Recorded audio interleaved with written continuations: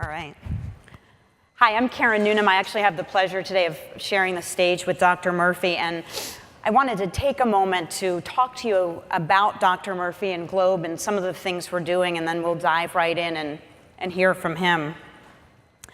So I think it's pretty significant. As a client, Globe is important to Liferay and important to our partner SSAI, who works with Globe to help their mission become reality. But I think it's special not only in Globe's use of Liferay, but what amazes me about the project is how closely their mission is aligned with Liferay's mission to make it possible for people to reach their full potential to serve others. And I think that's going to become very apparent to you as we get more into this conversation. So let's start, if I may, Tony, by telling you a little bit about him. Tony's the director of the Implementation Office of the Global Learning and Observation and Benefit the Environment Program, and is internationally known for his work in STEM.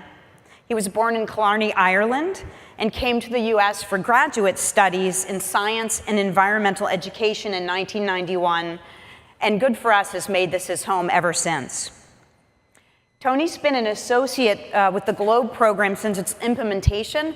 He initially came over as a NOS fellow with the National Oceanic and Atmospheric Administration, and later as a Globe partner while he was teaching at St. Catherine University in St. Paul, Minnesota.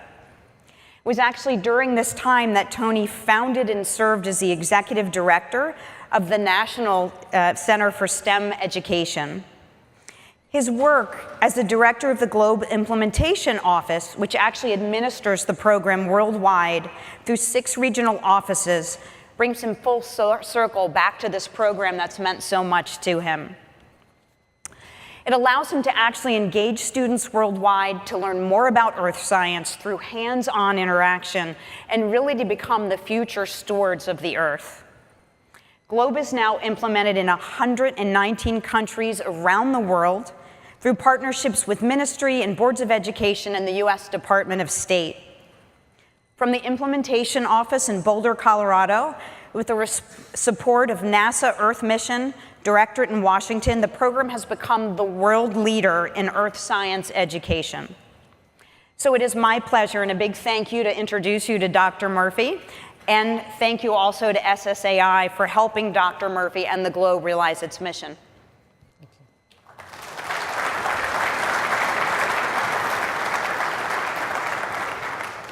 So thanks so much, Tony. I've been fascinated and honored to be able to talk with you about this project. And one of the things I think would really help folks understand how the missions align is to really start with what is Globe, and also some of you may have heard about its initiative to create citizen scientists. So is that something you could tell us more about? Sure. I'd be happy to. First of all, thank you for inviting me here to be a speaker.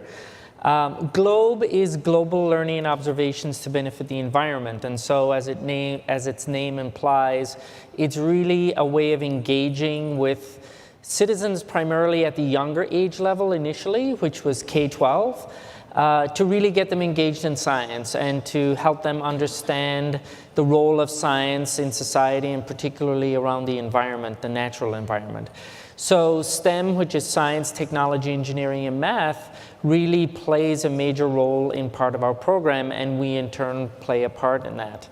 Recently, in just the last 2 years, we've delved into the area of apps on phones, on mobile devices, and which really has allowed us to open our audience and include adult citizen scientists, because remember, for 20 years in our program, we were really working with the K-12 community. Now we've expanded that into the adult citizen science. So any of you here can go and download our app, which is called Globe Observer, and you can actually go outside and take measurements on clouds, which is our primary measurement in there right now. We also have mosquitoes in there as an app, which might not be as relevant here in Austin, but is certainly relevant in other parts of the world.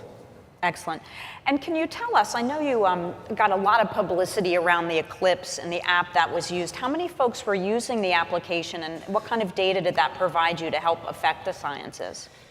So how many of you knew there was an eclipse that happened in August? How many of you actually got to see it? All right, great. Well, the great thing about an event like an eclipse is that it really garners a special event and location for people to get involved in understanding science and taking measurements in science. So NASA decided that it was really a good opportunity to create a globe eclipse app that would be used specifically for this North American event. Now, the wonderful thing about this, of course, is that once the app has been created, we can use it in other locations around the world, wherever an eclipse happens to occur. And so with the SSAI team, and I'd like to call out Alex here, who many of you know. Alex is a great member of the SSAI team, and they went about developing this app specifically for us. And so over that period of the eclipse, over the 24 hours roughly, we had people take air temperature measurements and surface temperature measurements as well as part of the app. And we had over 100,000 observations entered by over 10,000 observers.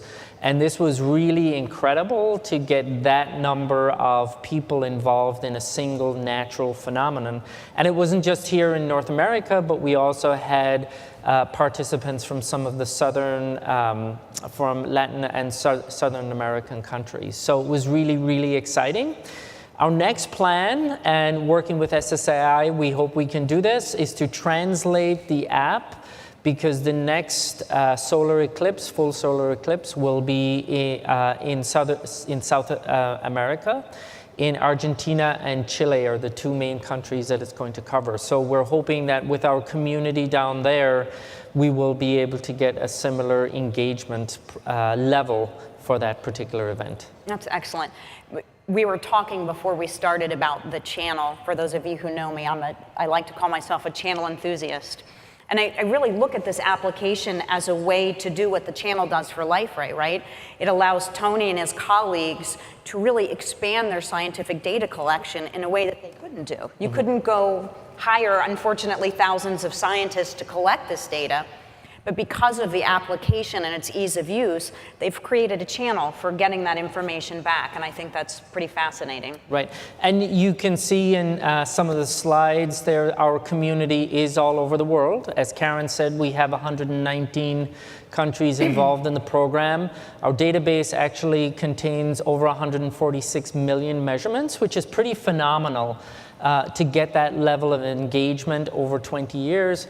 And scientists, NASA scientists and so on, do use that data for various research applications that they may be involved with. And so clouds, for instance, is a huge area, and it's a very simple measurement. Again, I would encourage you to download the app and go outside and take these measurements.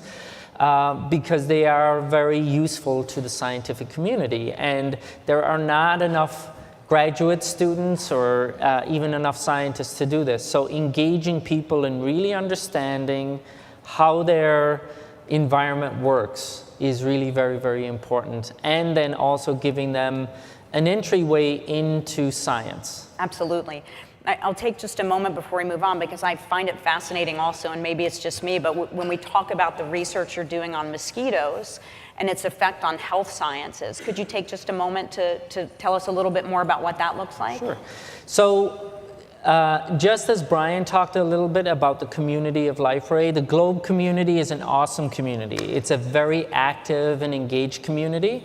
And over a number of years, there has been an increasing interest in learning about mosquitoes. And so from within our community, a group of scientists got together and developed a mosquito protocol, which has finally come into the app world and is on our app, and it's called the MosquitoMapper.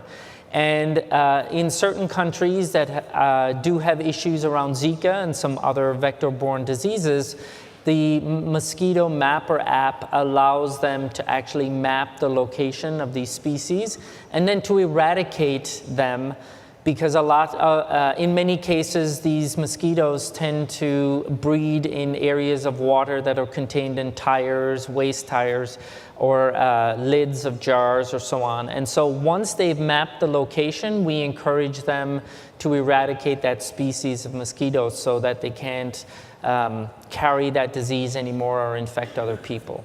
Excellent. Thank you. Okay, I'm going to pull us back a little bit to children, because I understand that through the program you're engaging children across the world. So there's a real focus on community, but I also thought the first time we spoke, I was fascinated. You talked about how the program allows you, let me make sure I get this right, to help with nature deficit disorder. And I found it fascinating that you have two things going on. There's I'm going to let you talk about it, the nature deficit disorder, but then also pulling them back into the app for data collection. So could you share with our guests a little bit about that? Sure. So one of the things that you may know if you have kids yourself, I have a son, they enjoy being online, right? They enjoy being on those mobile devices. And one of the nice things about a program like Globe is it really allows the application of that in the natural environment. So getting kids out into the outdoors to really help them understand what's going on in their environment, Globe allows them to do that because it gives them a specific purpose. They go out and they take these measurements. But the great thing about the technology in Liferay is that it allows them then to take that back inside. Although with our apps now, students can also enter the data through the app directly into the database. But it allows them to come back into the classroom and to do data analysis. And so we have a suite of data analysis tools on our visualization system that really helps them to get to an understanding of what data means, right? We can take numbers and measurements and do lots of that, but you really want to get the students to the next level of understanding. And it's that data analysis, allowing them to create research reports, which they can upload onto our site. We hold international virtual science symposia for the students where they get some feedback from scientists within our community. And then they can actually present at various meetings that we have. We have an annual meeting every year, and every few years we have a Globe Learning Expedition, which really focuses on students, bringing them to a location where they can present their research to their peers and to the community. And so you really want to get them to that level of understanding. Not that we want to create all scientists out of everybody. It would be a pretty boring world if that was the case, but we really want them to understand that certainly data analysis is very important to all of us as we look at news reports, as we look at what the media are telling us about what's happening with data. And so having that juxtaposition of going out into the field, collecting the data, and then coming back in and using Liferay and the backbone that we have and the technology to really bring those together is a great learning experience. Yeah, absolutely. It's when we first started talking about this, I was thinking of the whole Pokemon Go craze, right? Except now we're actually out there gathering data. And I think the other thing that's significant is when we saw the shift in our industry and we started talking about big data 5-7 years ago and the importance of data analytics, and then we all stopped and went, wait a minute, we don't have any data scientists, right? So there started to be a really big initiative for universities to start working to get kids interested in data science so that as the jobs became available, we'd have people for them. And I believe that the statistics show that by 2020, you know, the biggest area for jobs in our industry is in data analytics, so, and looking for data scientists. So I think it's a really fascinating way to not only help start breeding that next group of analysts or scientists, but we do want more, but also it really gives you, I think, as a parent, a way to interact with your kids outside and teach them how the things come together. Right.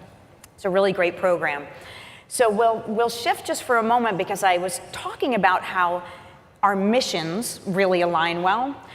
And in your mind, I do think it goes beyond the mission, obviously also to the technology, to the partnership with SSAI. In your mind, what makes Liferay a good fit for Globe? So Liferay, and I will admit I am not a technology person here, but Liferay has really helped us build our community.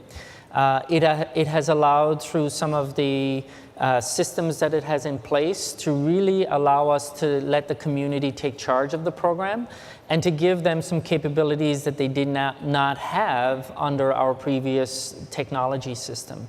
So we now allow them, for instance, to push information up through the various levels. We have a very hierarchical system within our program, and Liferay helps us to manage that. It allows a country coordinator to manage the program within their own country and really to see what's happening within their country in relation to the data collected, the number of teachers trained, managing workshops that they would create for teachers. So it really allows a great management system. We also have, with our community, been able to translate many of our data entry forms.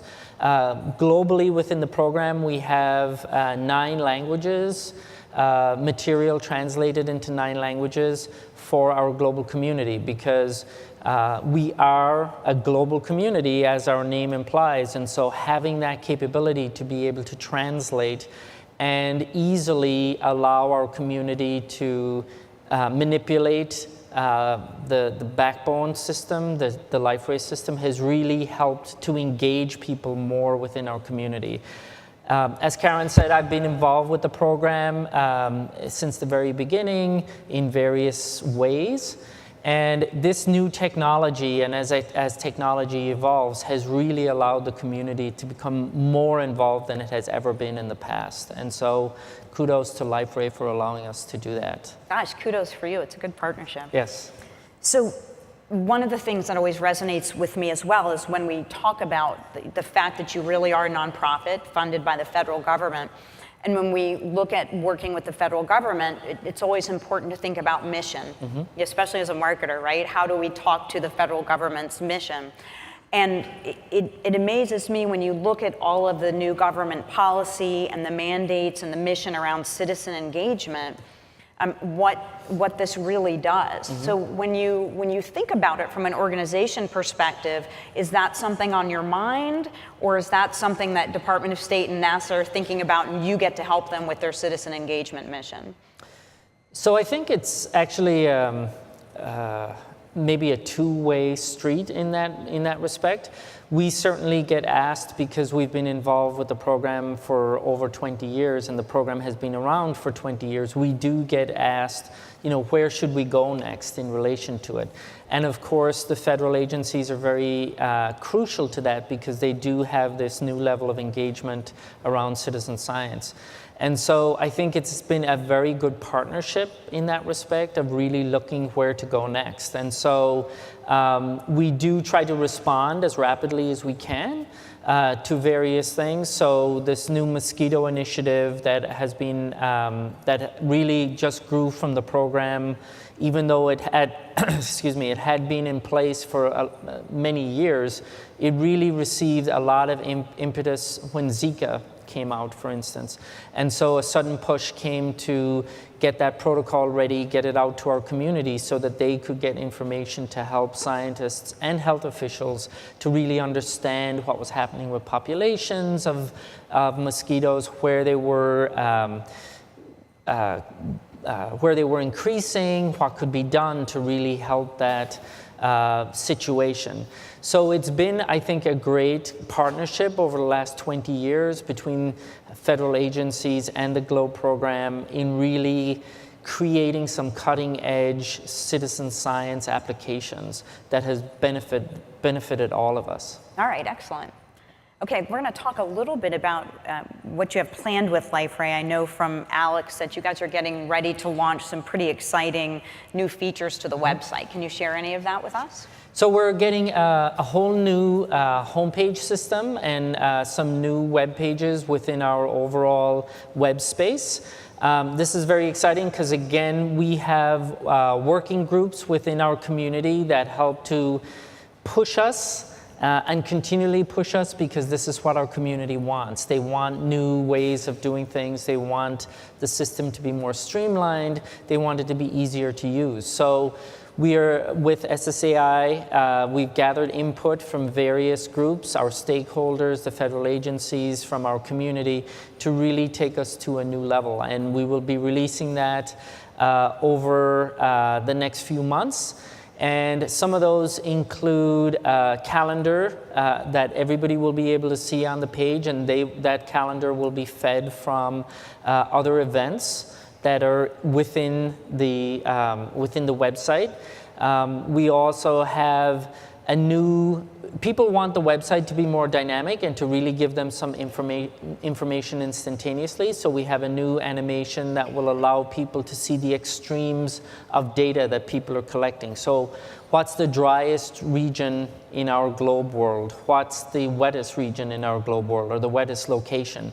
What's the warmest? What's the coolest? So that kind of feedback that will be available on the website and on the homepage would not be available without working with SSAI and the Liferay system. Excellent. And one of my favorite things was that you guys are going to have a leaderboard for data collection, right? So kind of gamifying the whole process of data collection. Yes. Does that mean your citizen scientists will actually be able to compete to see who's bringing in the most data or where the data is coming from? So a little bit of competition is always healthy, I think right? so. So we do want to have this leaderboard where schools can see, how they're doing, because schools within different countries have different emphasis, so they can see if they're bringing in data on a particular measurement. We have over 55 measurements within the program, and schools can really decide which ones to take. So if they want to hold an internal competition within the country, they can do that, but globally we'll also be able to see which countries are those leaders in getting data into the system. That's excellent. And is that available through one of the features I understand is a 3D globe? Will they be able to get that, or how is that going to work? So first of all, the great thing about our system is that the data is totally accessible to you. So you can go on to our www.globe.gov website and you can access everything on there. You can also go in and download the data if you were interested in doing that. But in our redesign, we also want to tell stories, right? And it was interesting when Brian was talking about stories. The data are only one part of the story, but we have stories of schools doing incredible things, students doing incredible things. Because we have been around for 20 years, we have some great stories of students getting involved in science, becoming scientists, becoming engineers, becoming technologists, getting involved in web design. And so we also try to promote those stories, and that's how we do that. We have a spinning globe that you can go to a particular country that you see a dot, and you can click on that dot and get the full story of what's happening in the school, or maybe what the students are doing, what some alumni are doing. We have a nice network of alumni that are involved, and then also some stories about people who have gone and become, as I said, engineers or scientists. We even have agricultural economists in Africa, and they're now teaching in universities and so on, getting a whole new system of infrastructure in place for a country within Africa so that they can really look to themselves to find out what's happening within their country in relation to agriculture. So it's a very, very powerful program that really helps students and citizens now get engaged in science. That's excellent. So when I think about this and all the different facets, it's fairly complex. And it sounds as if you have a lot of stakeholders who you're answering to, and probably a lot of requests coming in.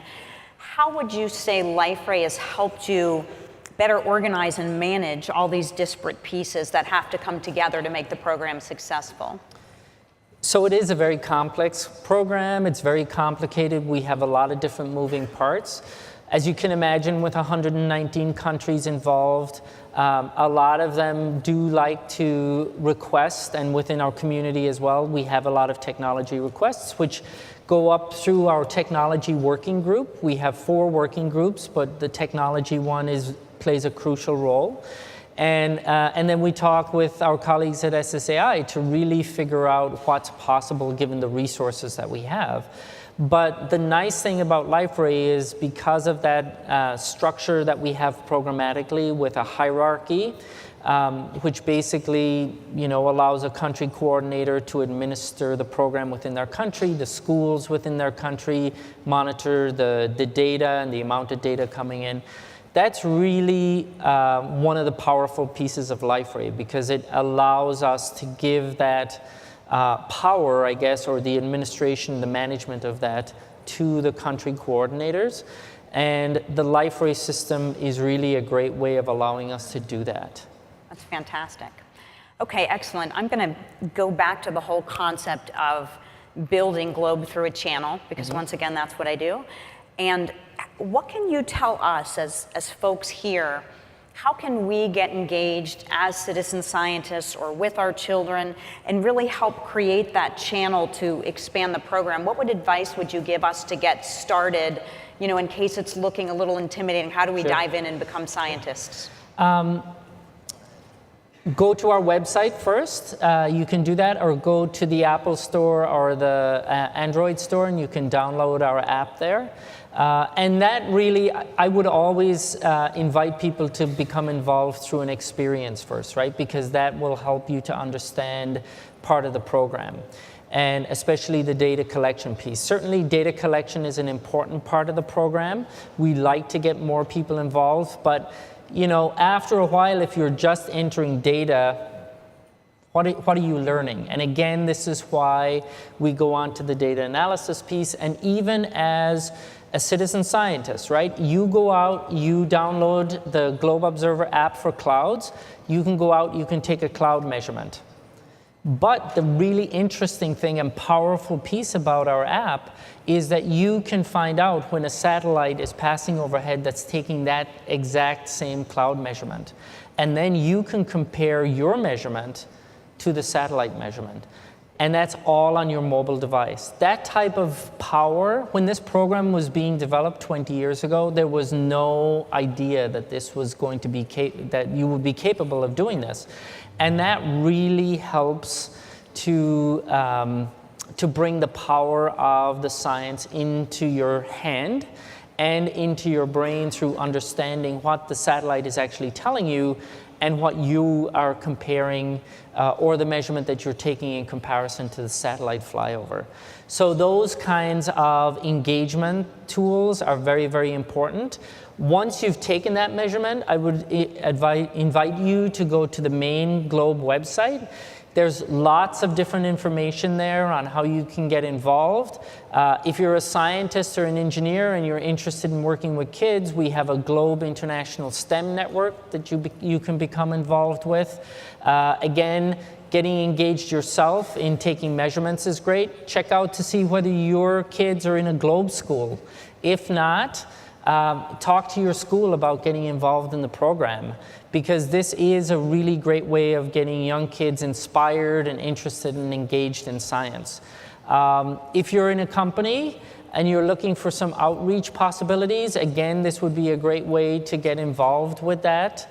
And as I said, we always have these events that students are encouraged to come to. Our budget isn't large enough to get them there, but if you're interested in creating a scholarship or giving some help to students to get to these events, because they are really powerful.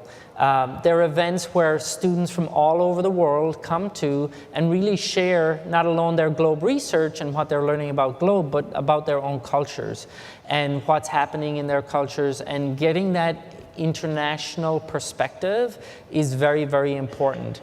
As you know, as engineers, as scientists, you often don't work in a vacuum, right? And if you are an international company, you need to work with people from around the world. Getting students into that mind frame at a very young age is very powerful and will stay with them as they become scientists or engineers, technologists, or mathematicians as well. So. Absolutely, really Tony. I like to think about the students coming together as citizen scientists much the way our community comes together at DevCon or Symposium. And it really, once again, echoes the synergies between the organizations when we talk about community and collaboration and really passion for what we do. Right. So I want to thank you, Tony, for your time. Sure. It's been fascinating. We're thrilled to have you here. Make sure you do come and get to introduce yourself to Tony. Go to globe.gov. A lot of the new features and functions they're rolling out, I think, can really make a difference. And we appreciate everything you do. Thank you, Karen. Thanks so much.